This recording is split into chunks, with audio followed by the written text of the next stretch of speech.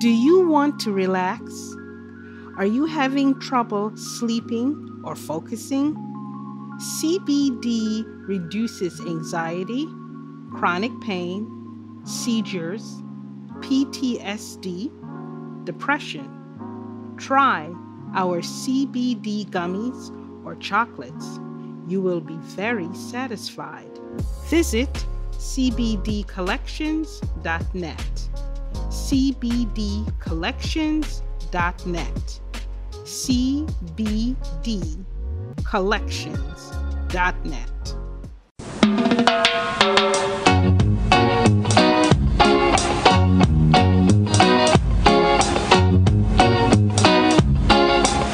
Hello, everyone. Welcome to another conversation. Today we have an award-winning author, Kwame. He's a prolific writer, entrepreneur, trainer, mentor, and orator. In this book, he wishes to share. In writing this book, he wished to share a pivotal time in his journey and the lessons he learned. He loves helping others to share and enjoy his life experiences and aims to empower others in this way. He is a passionate for great chocolate and is a qualified football referee, certified trainer and mentor. Learn and lean in and drink deeply from the wisdom he is about to share. My co-host, Chris Daly, will be doing the interview. So take it away, Chris. Wow, what an introduction. Welcome, Brother Kwame, to our conversation. Thank you for having me. It's great to have you. Well, yeah, with such an illustrious interview, let's delve beyond that and to see how do you get to this great status that you are. Give us a little taste of your Jamaican roots. Okay, well, I was born in the UK. Came out to Jamaica was my father and my brother. He brought us back to Jamaica very young. I was very young, probably about 7 years old. Oh, sorry. I thought I had turned off my phone. Yeah, so I came back very young. Ended up living in Jamaica for a while. Went to school, worked, and then went back to the UK to complete my studies in terms of because I didn't get enough subjects in high school. So the option that I had was to go back to the UK, which would at the time they were able to fund someone getting qualification by giving away away money like grants for free. So my father is Jamaican and I grew up in Jamaica. And Jamaica's always been my life. Jamaica's always been my heart, So okay. After living away for a while, I decided to come back home, Yeah. So what parish you're from and what was growing up there like? My father's from Portland and my mother's from St. Catherine. But I personally grew up in Kingston, So they met in England, and that's how my brother came about. But I always lived in Kingston, and it's been I love Jamaica, even when I went away, I was always coming back home. I always come back home. So my friends would always say to me, "So when are you gonna come home?" And I said, "Yeah, I'm gonna come home. When I'm ready, I'll come home." So I've traveled and all that kind of stuff, worked away, and decided that the time to come home, especially after COVID years, Yeah. So okay, this is great. So you clearly, you spent some of your formative years in Jamaica, and then you migrated back to the UK. Yeah. How was going back and forth between those two cultures like for you? It wasn't a problem because it's a matter of being yourself. Anywhere you are. So for me, it was basically just knowing who I am and actually having that opportunity to learn which I did. So for me, it was about always being present as a Jamaican because I was never one to give up my culture or give up who I am. I was always present, knowing who I am as a Jamaican because I don't want anything else. I was born in the UK. But so for me, it was never a problem switching, and I always knew that being in the UK was never home, even though I was born there. You know what I mean? Because Jamaica it's my heart. Has always been in Jamaica. I'm even from a very young age. When I came to Jamaica at that age, I didn't know anything about Jamaica, obviously, because I'm young. But growing up and then making the attachments and you know and having the roots, my roots here, I you know, going back to the UK, I realized that the UK was never going to be my home. So Jamaica has always been in me, and Jamaica has always been a part of me. You know, in your DNA. and that's it is. So you're man of so many talents, multi-talented guy. But we're going to be talking about your writing skills tonight. How did you discover that talent? Well, writing discovered me. Beautiful thing Okay. is, at the time, growing up in Jamaica, and even now, you're encouraged to write from a very young age. You're encouraged to write poems, you're encouraged to write essays and compositions. So in primary school, that was something that we all did. When into high school, I didn't pursue it at all. As a matter of fact, even though I was in the art class, really, because we had different types of classes. You had a business class in terms of the different grades, and they had arts and they had sciences. I was in arts. Even then, I didn't recognize that. As a matter of fact, I didn't do any writing in high school. So it's only when I left and returned to the UK to continue my studies, or to begin studying again. It was I was working in a government office, actually in the civil service. Someone had approached me to do a poem. I just out of the blue, and I said, "Yeah, man, I can write you a poem." They wanted a personalized poem for a loved one, and I ended up doing that. And that's basically how it started. You know, that when I got it back, they enthused, and then more people started coming to me. I said, you know what, I'm probably good at this thing, so I continued doing poetry, and that's how I actually started. I ended up doing a lot of sending poetry into competitions, and I won awards back in the day. And then I decided to do longer prose. I started to do longer works. And that's really how it started. It really started by someone saying to me, if I knew how to write a poem, and I wanted to do a poem for a loved one. And that's just how it started. And then it's continued from there. You know, it's continued from. But it was a hobby. Pen of yours on fire. Yeah, exactly. And it was just a hobby at the time. It was just a hobby until Yeah. I had my experience of being in that place, you know, and that's when the revelation came that I'm good at what I was doing, but there's something more that I need to give. What my life purpose was or is. But here it is. It's probably like writing a love poem is one issue, but writing a story like you've just written here. Listen to the title of the book, people. My Date with Depression. We know you're to love, but a date with depression. Yeah. Come on now, Kwame. How did you come to write about such a challenging topic? Exactly. Well, you see, like I said, back in 2000, because I had migrated to Canada, and in 2006, 2005, 2006, 2007, because I had ended up getting in a situation where I had got a lot of money, invested it, lost it, and that was what caused me to go into a state of depression, because I didn't know, how to pay back creditors and all that kind of stuff. And it was obviously internalizing all that stress caused me to go into a depressive state. And it was while I was going through that experience that, because I didn't know it was that, what I was in it, I didn't know that what it was I was in, or that experience that I was going through. And it was my cousin and people around me who were starting to see the abnormality in my behavior. And they're the ones who identified what I was going through. And I think it was only after I went through that experience, and I can go into detail about the experience itself. It was years later that when I was reflecting on where I was, I realized what it was. And it was whilst I was reflecting, something came to me and said, it was like, going out on a date with a girl. You're going out with someone, and that's what it was. I was going out with depression, really, and that's how the title came. The subtitle was came about from my ex-girlfriend, actually. She's the one who helped me create the subtitle.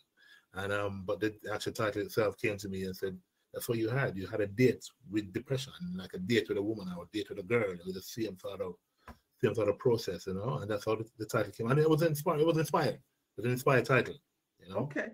And you also have the subtitle, as you said, your ex-girlfriend came up with, folks, it's From Mental Uncertainty to Self-Fulfillment. Yeah. What was the promise of such a subtitle? It was, and that's the thing. Because when you're in that space, you're mentally ill, right? So you're mentally uncertain. You're the things around you. Like I said, your behavior and being in that space, you impact other people.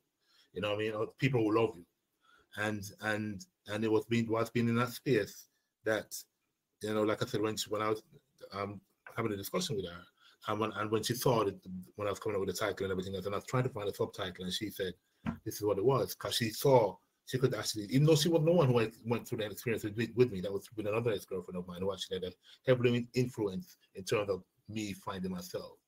But this one, she actually saw the title and said, no, this is what you can call it. Because she read a story and she said, this was done. I said, you know what? That sounds like a good subtitle. And that's how the subtitle came about into a discussion that we had. And it is self-fulfillment, because going through that experience and coming out at the other end, I can actually say that I've self-actualized where I am today based on the experiences that I've been through, or that experience, that particular experience that I had. So so the self-fulfillment came, because it actually is a self-fulfillment. I've no attained, I've no acquired, I've no achieved, and I'm self-fulfilled in that sense. You framed it very well, that you can see yourself on a journey of self-fulfillment. But a lot of times when people are in depression, they really don't have that kind of way of framing, but at least you have some supportive people in your life to help you frame that. Exactly. But it also took a lot of courage, especially for men, to come to terms with something this challenging. For sure. How did you drum up the courage to be able to write something and to be that vulnerable? Yeah, well, I would say I cheated actually, because I'm a writer. So okay. For me, but I hadn't actually written anything about myself in regards to my life story, my life journey. There's only two stories. Well, one story, a short story that I did that I won a prize for, which is in one of my short story books, Deep Root Strong Tree. And that story was the only personal story that I've ever written about myself, or what I had experienced as a child. So I was reflecting. I said, you know what? I've never actually written anything about myself in regards to my journey. And that part of my journey was very pivotal in terms of which direction I would end up or which direction I would go. So I said, let me write about that particular experience. And that's basically how it happened. I wrote the story on the experience that I went through, like I said, 2005, 2006, 2007. And I wrote the entire story in 2015. So that's how long it took for it to come out, really. And even then, it was something that I had written and I had lost the manuscript. And it's only when I realized, I only refound it when I was looking at Facebook, and I had sent it to a friend of mine, a male friend of mine. And because the USB stick that I had was corrupted. And I sent it, and I realized that I had sent it to a male friend of mine. And I said, oh, wow, look, this is the book that I've written. And I didn't, and that's really how it, and I said, I'm supposed to put this book out now. Because I refound it. I relocated it and said, because I was looking for it, but like I said, the stick that I had was corrupted and it got lost. And it was just by chance that I was looking at his name and saw that I had sent him an attachment of the manuscript, and I downloaded it. Yeah, downloaded it, 2015, and then said, you know what, I'm putting this out to print, and that's exactly how it happened. So and I said, this now the time for it to come out, and yeah, and what I have realized in my journey is that you're right, you're correct. We don't talk about this stuff as men. It's coming, it's changing. It's changing, and I'm glad that it is. And I guess I'm one of the first to actually write an experience as a Black African Caribbean man about the journey, that journey. I guess I'm one of the first. So yeah, it was birthed at the right time. Okay, neat. So you wrote this masterpiece here. Take us inside of it a little and kind of give us a sense of how you organize telling the story. Okay, well, it's organized in a way where, and like I said, I lived in Canada. Canada happened for a reason. I didn't realize it at the time.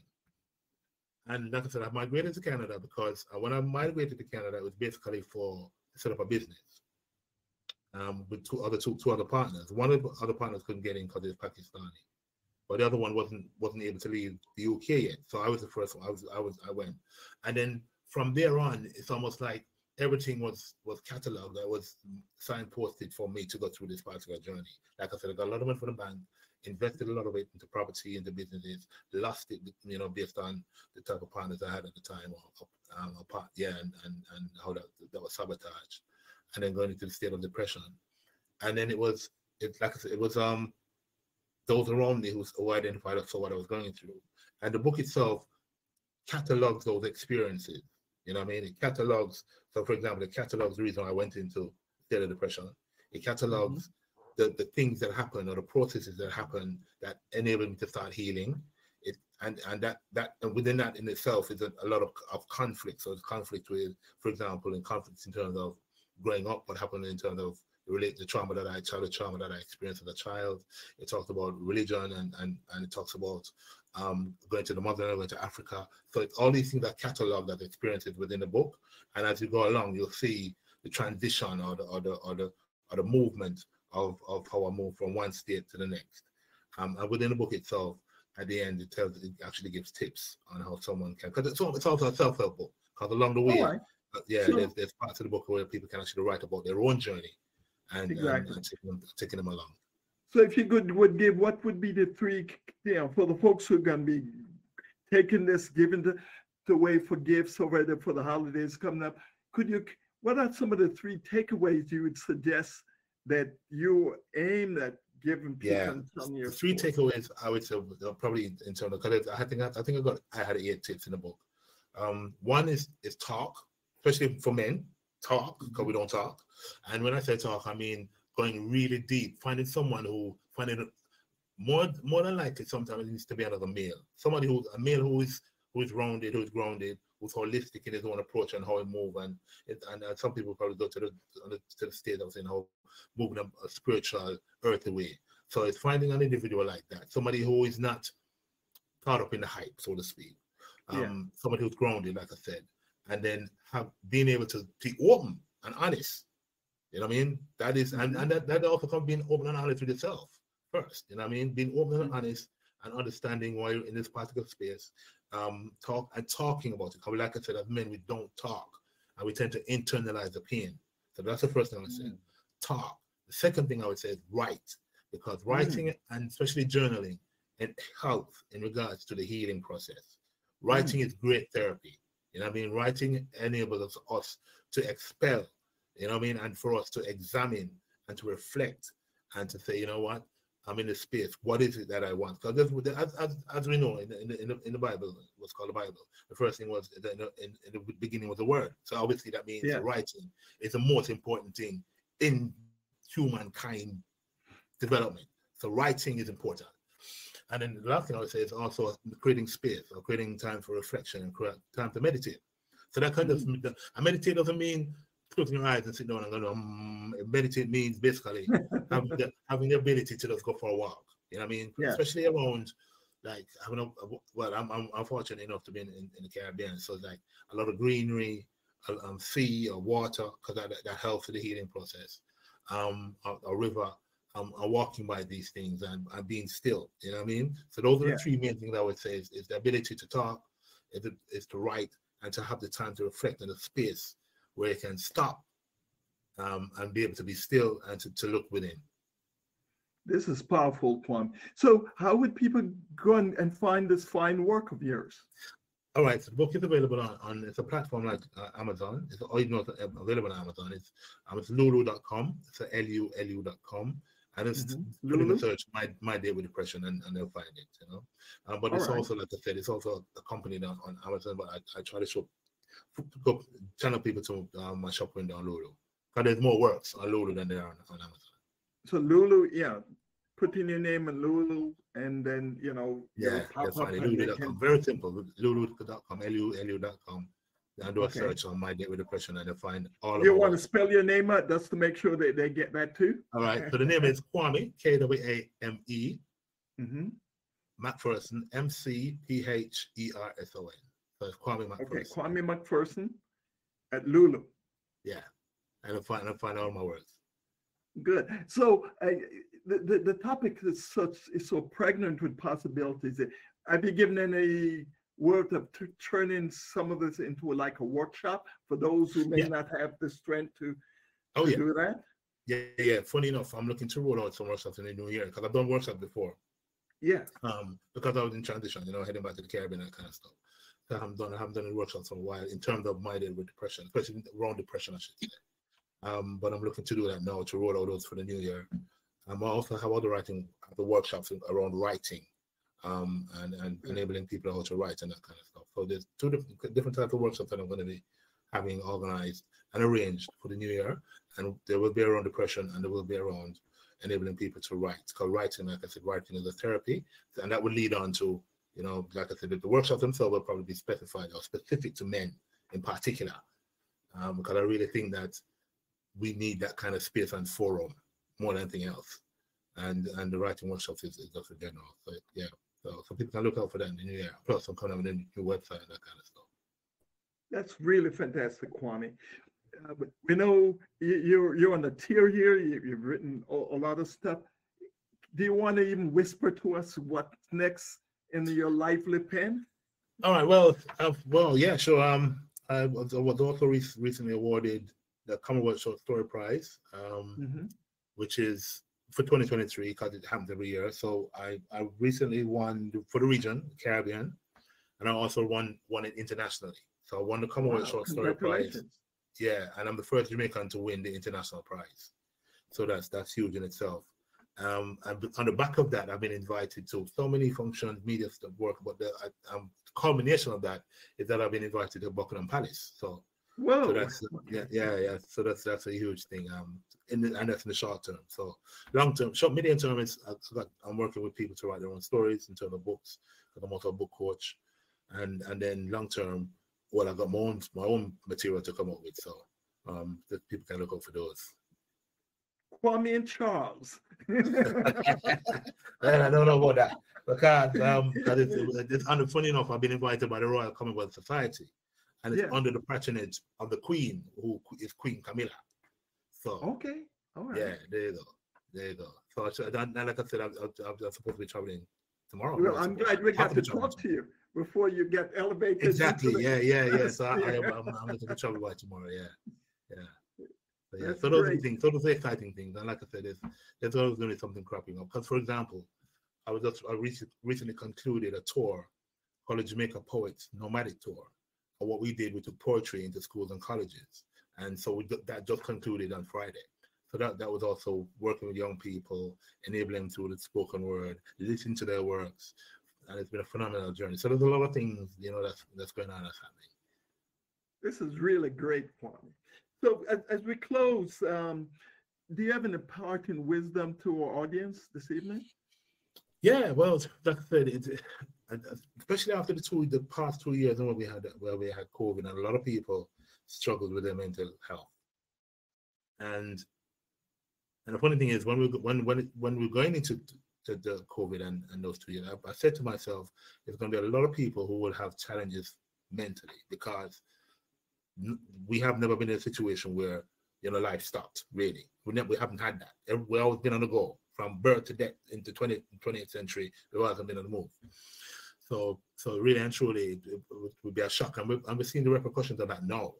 And I think for people who are struggling with their own mental health, like I said, this is what I suggested before, is take the time out to stop and to reflect where they've been, why they feel like what they're going through, and again, and have someone to speak to, someone to talk to, you know what I mean, and also to read good books and to watch uplifting videos and that kind of thing.